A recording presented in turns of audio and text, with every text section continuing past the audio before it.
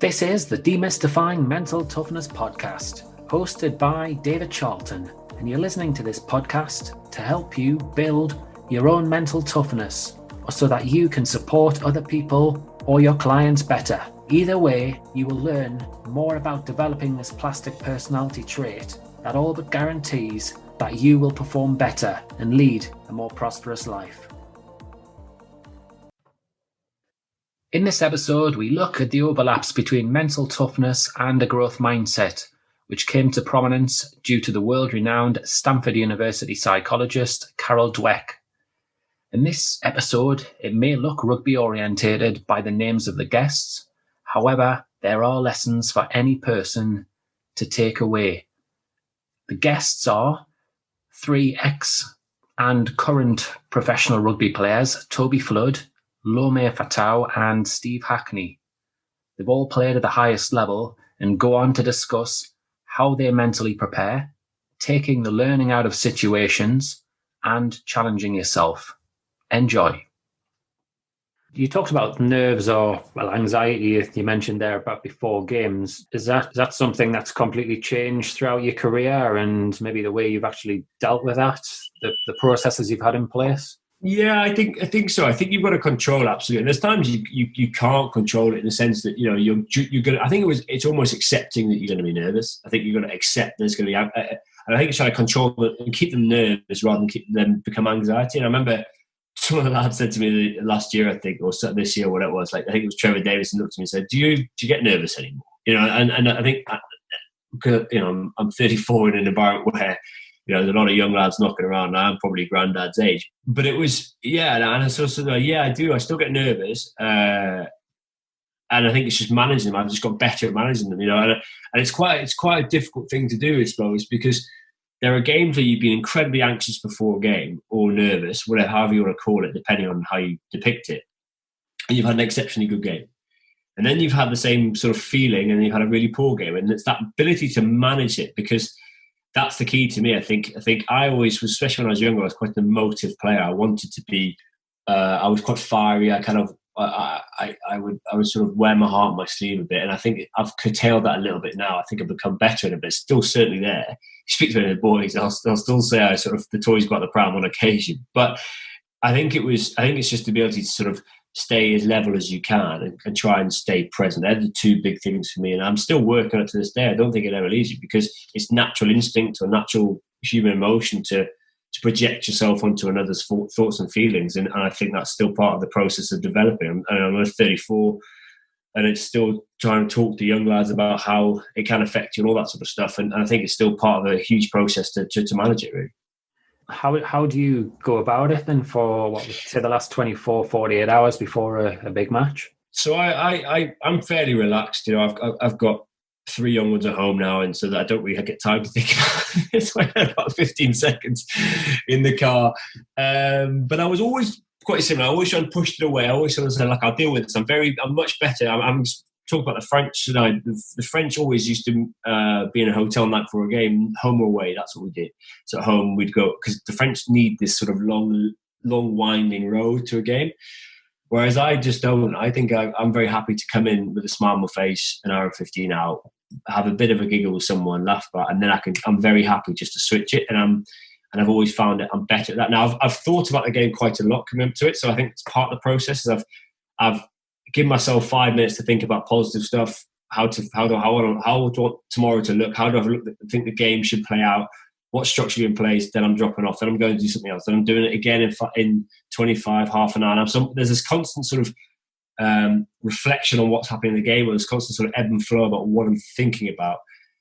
But for me, I'm very, very happy to keep it at arm's length for a long time, and then an hour and 15, an hour before the game, then I can really start to wind it up. And that's probably my process, really. I think about it quite a lot in small patches. Then I go and do some gardening, or I'll go and play with the kids, or I'll go and watch a bit of TV, whatever it may be, bit of work, and then I'll come back to it, and then I'll just think about it again. It's that ability to dip in and dip out. I found always plays a role, because I think when we talk about anxiety, when you were a younger boy, it was that constant thought process. It was always there, and you sort of forgot about it almost for 10 minutes, and then you went, oh, the game tomorrow. And that was the constant ebb and flow of it, really. So I think it's now being able to control your preparation, your thoughts, your positive thoughts about it. And then actually when I know that I can flip the switch at about an hour out from a game and really start to bed into the game. So when you were going through that little process there where you're talking about you're dipping in, thinking about the game, are you doing that like through using visualization or anything like that? Or Yeah, absolutely. So I'll visualize most of it. There might be times where just close my eyes for 5 minutes and just visualize passing, kicking, tackling, whatever. Yeah, and I think I did have that a lot as a younger boy. Especially when we go back to that sort of tackling thing. I was like, right, this is how I'm going to hit somebody. This is what I'm going to do, or this is the pass I'm going to run. And it was almost that sort of started to bring you into the game, and it started to get your mind and your body focused on what was about to expect. So yeah, absolutely. Huge amounts of visualization. I suppose the lesson there is visualization, and the way you go about it helps your confidence and reduces the anxiety so you can go out and do your stuff on the pitch ultimately. Yeah, absolutely. I think the more you spend in this, you're chatting to people like yourself or others, the mind does struggle to distinguish between your mental imagery and actually doing it for real. And I think that's a really big thing. I'm sure there was a Freddie Flintoff talked about that. His body started to let him down. He would bowl more in his head and less on the field because his head, he managed to teach himself this was okay. And it's been a little bit of that with my goal kicking. I can't kick for an hour and a half, 2 hours as I used to as a kid. I have to sort of put the pressure on by fewer balls and make it much more high pressure and more game realistic, but I also kick another 20 or 30 in my head after the session, just sitting there, just having a little think about it. There's a great takeaway for young players there. Completely agree. Young players can benefit hugely from learning how to visualize if they recognized it was a skill that can be learned and how powerful it can be, the impact it can have on developing your skills, your confidence levels, reducing anxiety, and then actually aiding your recovery too. Thanks so much for sharing your experiences of visualization and its benefits. Before we wrap things up, just thinking about the unique pressures of goal kicking, then what is your little process, if you like, before you go up and kick the ball over the post? What does that look like?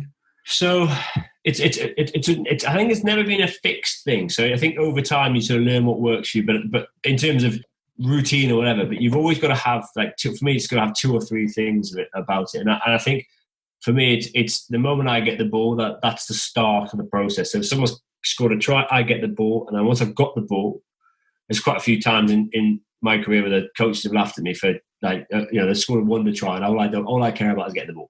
It's all I want to do. I think there was a game in Cardiff where we'd scored a try. Ashley had gone under the post, and he's expecting me to give him a high five. I just sort of pushed him out of the way and got the ball. I just don't want to talk to him. I'm getting the ball. I mean, it's the easiest conversion in the world. So in front of the post 2 yards out, which is fine. But I was like, no, ball. And the moment I get the ball, then the process starts. And then I start locking down into what I need to do. So it's sort of like it's a wide game feeling of how I want to play. And then suddenly it becomes a single unit skill or a single closed skill. And that's when I've got the ball. And then I'm just thinking about process, and I'm working sometimes, or certainly over my career, I've dropped like a bell jar over me. So almost that I've gone, this is my camp. No other thoughts, feelings, or perspectives can infiltrate this. And it's just me and the ball. And that's quite a big thing. And then I'm thinking about how I want it to feel, how I want it to look, and all those those cues that you've spent hours now. And then fundamentally, you're back in the process because you've done it so many times. That you feel that you just need to replicate a good one. And I know, golfers say the same thing. They know when they've hit a good ball. They don't need to look at it. And it's the same with goal kicking. If you hit a good one, you don't need to look at it. You just turn and run back. So that's the big thing. You're just trying to create that feeling of connection with you and the ball, and then you hopefully you've done the right thing and it goes through. The way you're talking, you're connecting to your senses in some ways, aren't you? When you're visualising it. Yeah, absolutely. You're feeling it on your foot. You're doing exactly. You're visualising going to the post. You're visualising the shape of it. All that sort of stuff. And that again is mentally challenging during the week because you might have had a bad session, tough session, you might have for an hour and a half.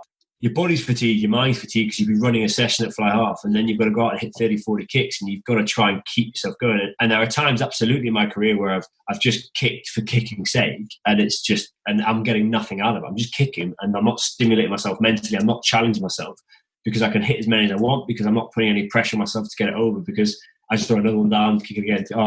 Third time it's gone over, great, and I move on, rather than actually making it really a mental challenge. Going, you've got 6 balls here after an hour and a half, or 12 balls here after an hour and a half. you've got to kick it 80%. That's probably where it took me a while to actually be brave enough to challenge myself in that way, because when I was younger, I just hit 30, 40 balls. And yes, repetition's great. And yes, it probably produced a process and fundamentals to my kicking game that were really good and it gave me a really core base, but it didn't probably produce this level of toughness in my goal kicking to be able to walk away after 8 kicks, having kicked 3 of them, going, it'll be all right tomorrow. And that, I had to see the ball go for the post. So over time, because my body just can't do the same, I've had to develop that mindset. That makes sense. In a way, spend 10 quality minutes as opposed to 45 minutes of where you're not focused at all. Toby talked openly there about how he prepares for games, how he manages nerves, as well as discussing his goal-kicking routines. And when thinking about growth mindset, it was clear to me that Toby most definitely has a can-do attitude. In the case of pre-match nerves, he was clear enough to simply accept them as part of the game. He talked about the importance of taking control, of finding ways to manage those nerves, so that he could go on to perform at his best, which taps into the attitude of I can do tough things and I can learn. And when he talked about being able to walk away from a kicking session after missing some kicks towards the end, this really impressed me. In sport, I come across it an awful lot, and I know I've been there myself with my golf. Trying to walk away when you haven't completed a task very well can be really, really difficult. But by walking away, it tells me that no, Toby wasn't sloppy. No, that he doesn't care. He actually trusts the process. He trusts the hours that he's put in over the years, and that tomorrow or the next day will be different and can be different. And he's got that confidence in his ability to bring his A game out on those occasions. In mental toughness terms, Toby clearly is someone who's got a high sense of control and confidence, taking charge of the way he goes about his business, managing his emotions. And the word process was talked about an awful lot. He doesn't merely let things happen. He has key processes in place to ensure that he performs at his best.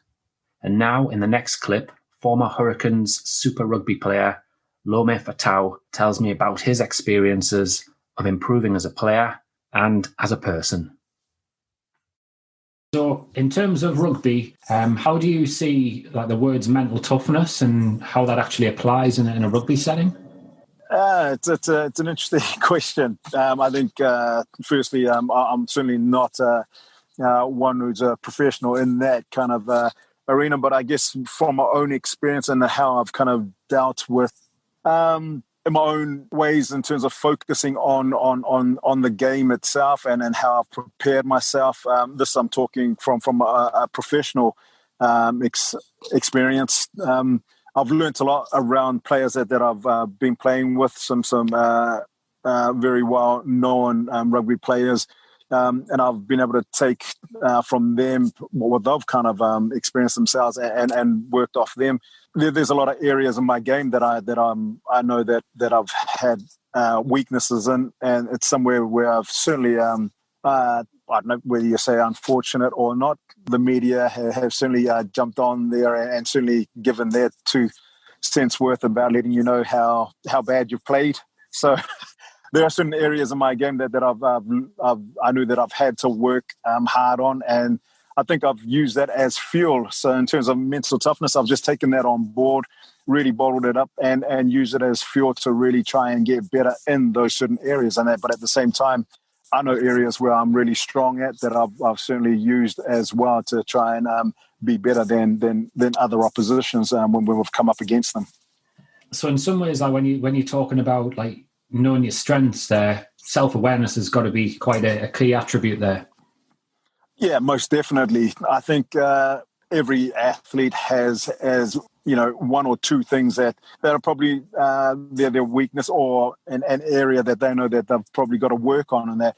But to understand and be aware of your biggest strengths is somewhere where you can certainly tap into and understand that you're going to have an advantage against any opposition that you do come up against. And that's something that's sort of worked well for myself. And in terms of if I'm going to point an area that I've found that I've had great strengths in, speed is certainly an area where I've certainly maximized and during my own game and that. And so just being able to really zone in on that area when I am training and leading up to matches, that's something where I've certainly worked on to try and continue to get better at. But at the same time, like I just said before, there are certain areas of my game that I've really worked hard on, especially to try and bring up as well and be better at. You've just pinched one of my questions there, which was, were you someone who actively really tried to work on your strengths and improve them, which you've obviously mentioned. Do you find, like, when you look back at some players and players that you coach, that they can maybe be a little bit complacent in the areas that they're good at? Yeah.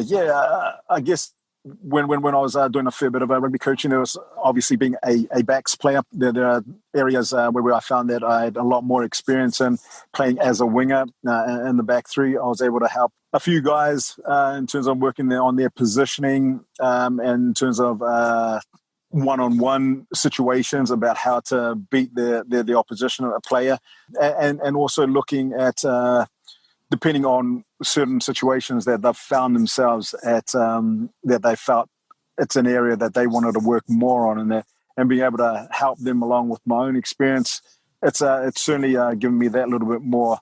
I found a lot of joy and pride in being able to share that with them. Obviously, a lot of these young players that I've worked with are certainly not in a professional level, but just being able to pass on a small piece of my own experiences has certainly helped them in certain ways. And that.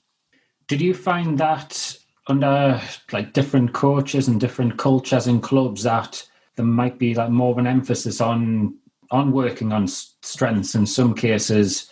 And did you find coaches that might be just really on you quite a lot about your weaknesses? Yeah, I think there was for honest, there was probably one season where I found that there was a coach where we kind of didn't really see eye to eye. So the following season, I was drafted to another club, which in terms of mental toughness that we're talking about here has certainly really. I found myself going through a stage or a period of I wouldn't call it depression or at that kind of level, but a period where I went through. I was just feeling down and probably not as confident as I thought I would be in most ways. But what I would say is that I was very fortunate to have some good, strong people, family and friends around me who really kind of supported me and made me see through those tough times to actually look at this new opportunity about being able to use it as fuel again, to prove myself against when we do come up against that team, but also just to show people my own strengths, what I'm good at, and that to kind of like, I guess, in my way to show them what they're missing when we did come up against them. So there was a situation where there was no malice or anything or any bad relationships between us. It was just I knew myself that I wasn't wanted there by this coach. So for me, I looked at it as a new opportunity, a new chapter, and a chance for me to really push my own claim to prove to them that you've made the wrong choice. Yeah, that must be difficult being in a team sport where obviously the coach picks the team and for whatever reason they just decide actually you're not part of their plans. It must be very really tough, like you say, on your mental health and just on your motivation, your focus on a day-to-day basis. Yeah, I mean, we all wish on that we could have a crystal ball and or have hindsight about certain things, because I was very fortunate when I guess I changed my mindset in this and took this opportunity as a new start, a new environment, a whole fresh beginning for myself. And we were very fortunate that the team that I had been dropped from was our first team that we played against. And so just to come up against them and being fresh at that time while everything was still fresh in my mind was a blessing, because I was ready for that game. And it was probably one of the best games that I played, especially that season. And it was nice to come away with the win, and then also just give them the glint in my eye and just pretty much without words, pretty much tell them, yeah, you've made the wrong decision. Anyway, sticking two fingers up at them. Wow, that too. I'm pleased to announce a new sponsor for the show, Chimera Sport, who produce a range of sportswear and equipment to enhance performance and recovery, reducing injury occurrences. You'll find on the product section of our website, www.sport-excellence.co.uk/products, access to our own Chimera Sport shop. I've personally tested some of the garments, and you'll find that the infrared sportswear has been clinically tested too, so it's great for fitness enthusiasts and athletes who want to push harder, go further, and recover quicker. Lome talked about learning from his teammates that he played with, and this is a skill. It's so easy in sport to let your ego get in the way and be envious of some of your teammates or opponents, and not look at them from the angle of what I can actually learn from them. And this applies to a business setting and in life in general too. Senior staff, managers, some people can put on a pedestal. They can be intimidated from them simply because of their own stuff. Yet in reality, if we have a curious mind and we look to question people, to seek the learning from them, to get to know them better, we'd be in a much healthier place psychologically and better place to grow and fulfill our potential. Lome also talked about working on his strengths to give him an advantage on opponents. This is certainly something that I advocate. Many athletes can get bogged down simply working on things that they need to improve out of a lack of trust, perfectionist tendencies, or because of messages that they are given. However, they can become very reactive, especially when there's upcoming matches or tournaments, and then they can get in the cycle of just simply working harder on the things that they're struggling with. And as I said in the clip, this can then lead to a feeling of walking through treacle. Cognitively, it can be very tough, and too much emphasis on this can lead to falling out of love with the sport, low energy, lack of motivation, things like that. So the message is, please be aware of what you're working on and get a balance between working on the things that you're good at and the things that you need to improve on. And this is a part of growth mindset and mental toughness, being able to take the learning from situations. So I'd really like you to ask yourself a couple of questions. Firstly, what are my strengths? Secondly, what areas of my game do I need to work on? And then, why not spend some time thinking about in the last month how much time you've actually spent in some of these different areas? That's right, your job is to consider what a better approach could actually look like too. Perhaps you may want to chat to a coach, or if you wish, you can actually reach out to myself. My contact details are in the show notes. I guarantee by taking a step back and asking yourself these questions, you're going to go on to be much more effective and get more out of your time and energy. And now Steve Hackney is going to go on to talk about giving himself a psychological edge and challenging himself.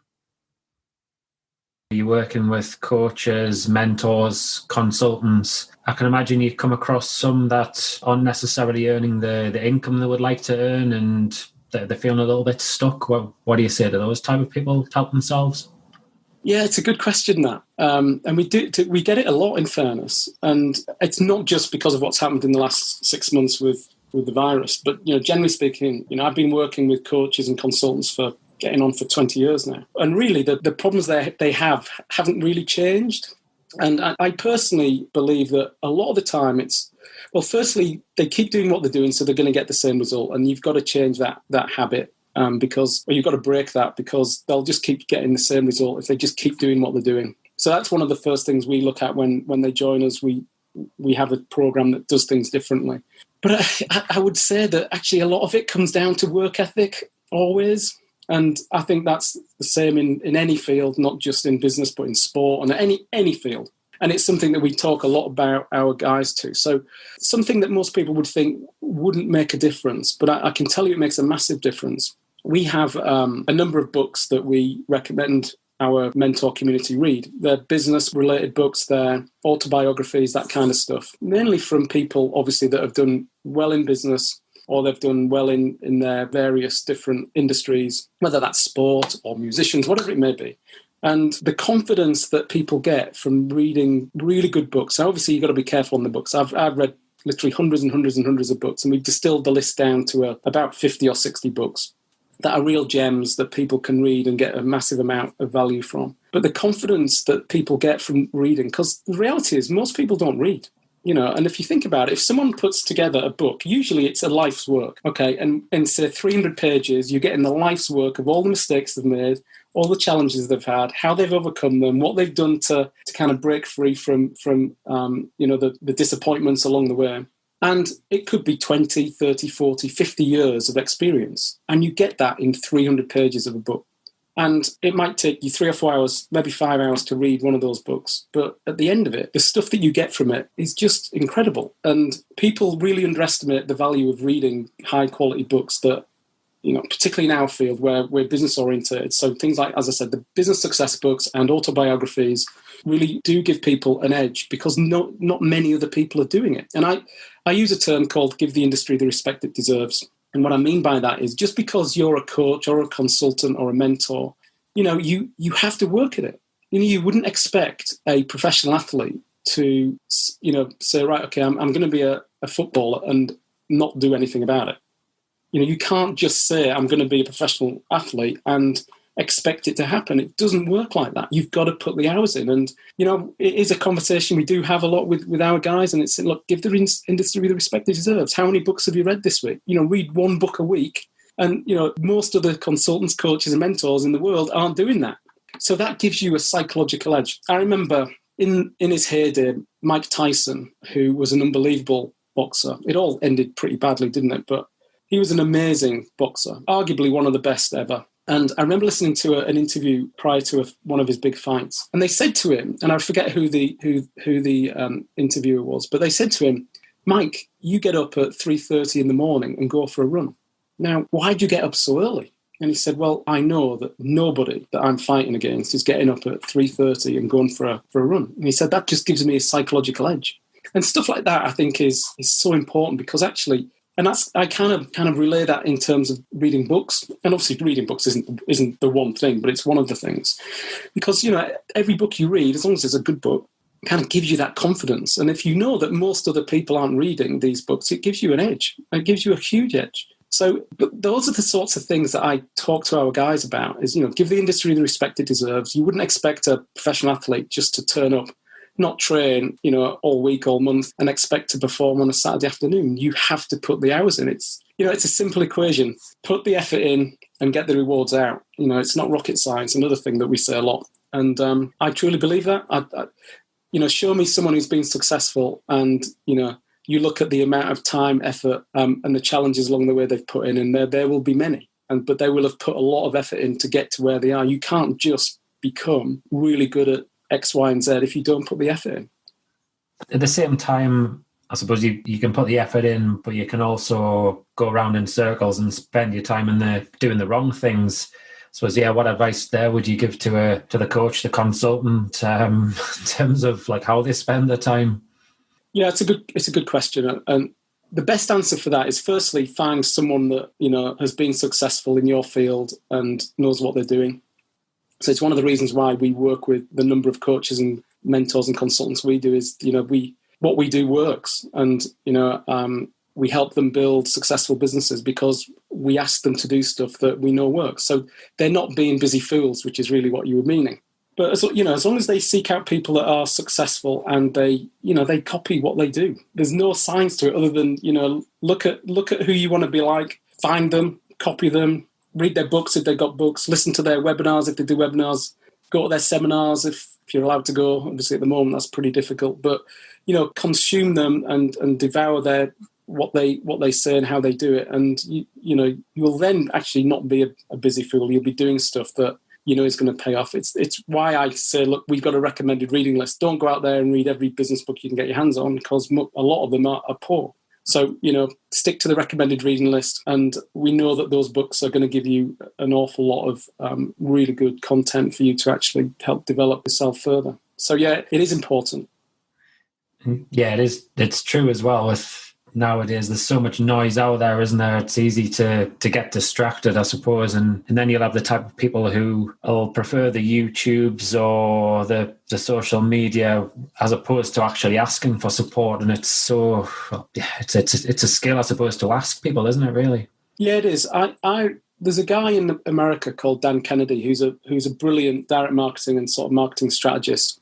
And years ago, he said something to me which really resonated. And he said, look, be careful who you learn from. And what he was meaning is, go to the best people. Don't go to people who haven't proven themselves. It's a bit like, if you think about it, if you're a professional athlete and the coach, isn't proven, they've not gone through the basic requirements of learning to become a coach or whatever it may be. If that coach is telling you to do stuff that isn't, the best way to do stuff, then that's dangerous, I guess. But you're not going to develop as an athlete if you're with a coach that really doesn't know what they're doing. So, it's exactly the same in every field, really. Be careful who you learn from and just seek out the best. It's what I've done all my career. It's one of the reasons why I left Nottingham when I was in a very good team. We were captained by a guy called Brian Moore, who was an amazing captain. And I left Nottingham because I wanted to aspire to something greater than being at Nottingham. And that's absolutely no disrespect to Nottingham at all. It's a great club. And I knew by joining Leicester, it would further my career. But I knew it'd be tough. I joined Leicester so I played on the wing. And I joined Leicester when Rory Underwood was there, the current England winger at the time. His brother Tony was there, the other England winger of the time, and a guy called Barry Evans, who just toured Australia and got capped by England. So I joined a club that already had 3 wingers of international standard. And people were saying to me, Steve, why are you going to Leicester? You're never going to get picked. And I'm saying, well, my reasoning for going is because I'm going to learn off the best and I'm going to get better as a consequence. If I put my heart and soul into it and I don't get picked, then at least I've given it my best shot. But I've aspired to play and make myself better by joining a club that I felt had better players and better coaches. And it's the same sort of thing. It's an interesting one, that, because I was going to ask you that question about I was learning from the Underwoods there, because a lot of people would have a different attitude where they would be in awe of them and they would evoke completely a different experience, really. But clearly, obviously, like you said, you went to try and learn from them. Yeah, not so much Tony. I mean, I grew up with Tony. So Tony's from Barnard Castle, so he's a North East lad. So Tony's a year younger than me, but Tony and I went through the schoolboy system together, so I've been good friends with Tony for a long time. Didn't know Rory so well, even though obviously Rory's first club was Middlesbrough, but I was much younger then. And obviously Rory was at Leicester way before Tony or I. But certainly Rory, Rory at the time had 60, 70, 80 caps, something like that. Tony only just been capped, I think, maybe even not got capped at all. And but I thought, look, if I'm going to go to Leicester and become the player that I think I can be, then I've got to learn off Rory in particular, but also I've got to get my levels up to the sort of level that Rory was at, give me a chance of playing. And obviously Tony was a great player. Barry Evans in his day was a really good player as well. So yeah, it took some guts to leave, but I felt it was the right thing to do. And it turned out pretty well in the end. Very well in the end. It wasn't easy. And, there were times when I genuinely felt, and so did a lot of people, that I should have been picked ahead of Rory and Tony in certain games, but I didn't get picked. And obviously I spat my dummy out and all that kind of stuff. I look back now and think, Rory got 86 caps, I think, and Tony got 25 caps. So, it wasn't as if I was competing against also-rans. But yeah, it was a tough decision, and most people felt I was an idiot for doing it. But I did have the confidence. I was already a good player. I was already in and around the England squad. And even though I didn't know Rory very well at the time, I thought, look, I'm sure if I ask him, he'll help me and he'll confide in me and he'll explain certain things, which of course he did. And Rory and I are really good friends now. And I learned a lot from him, and it was what I needed. And it's kind of the things that we're talking about now, isn't it? Is seek out the people that you want to be like and learn from them. And it's not easy, you know. I couldn't go up to Rory the first day of training and say, Rory, can we sit down for 2 hours and you just tell me everything you know about wing play? He just gone, Steve, no. So, you know, you've got to still build the relationship and all that kind of stuff before they'll let you in. But once they do, then, you know, it's time very well spent. And most people are very generous with their time as long as you're appreciative of them and you show willing.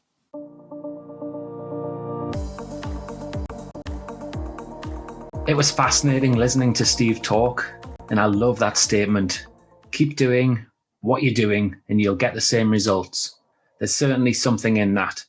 Having an open mind to learn, whether it's from books, reflective practice, or speaking to people who've been there, done it, and worn the t-shirt can only help you, which again, incidentally, takes us back to the growth mindset. And in terms of mental toughness, you've got learning orientation. And on this theme, reaching out to people that you don't know, that you see as super successful, this can be daunting. It's very easy to get in your own way. So I've got a task for you that I'd like you to do.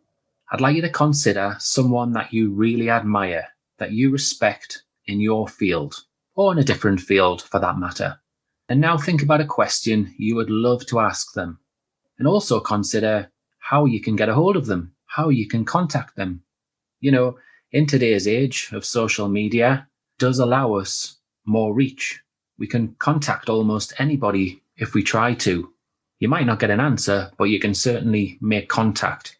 So I'm going to challenge you. Go on, please reach out to that person. Ask them that question. And if they respond to you, fantastic. You may go on to have an interesting conversation. You may learn an awful lot from them. What have you got to lose?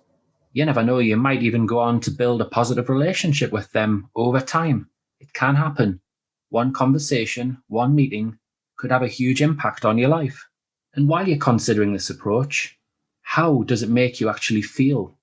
Approaching this person, does it unnerve you? Simply notice how it feels. What are you thinking? What are the thoughts that crop up in your head? And go on, accept these thoughts. Some people may be thinking by getting in touch with that person that they'll be ignored, that they'll be rejected. But so what? So what if your ego gets a kick? Try and remove that ego. Put it to one side. It doesn't matter. This is a skill. It's a skill that the best, top experts, professionals in different fields have. They may notice negative thoughts. They may notice self-doubt. But they're quick to accept it and they just go on and do it anyway. And again, this is all part of growth mindset and of mental toughness. Being able to manage your emotions, having confidence in yourself and taking the learning out of situations. So go on, please go for it. Take up the challenge and then feel free to drop me a message and let me know who you've reached out to and what kind of response that you got. I'd love to know. And if developing a growth mindset is important to you, learning more about yourself, learning from challenging situations, learning from other people, then please take a look and consider purchasing my 60 Minutes Online Accelerator course, which is all set up to help you achieve your goals faster. And it has a range of ideas and tools in there that can support you during this process. Go on, check out my website, sport-excellence.co.uk under products and online accelerator course. Have a great day.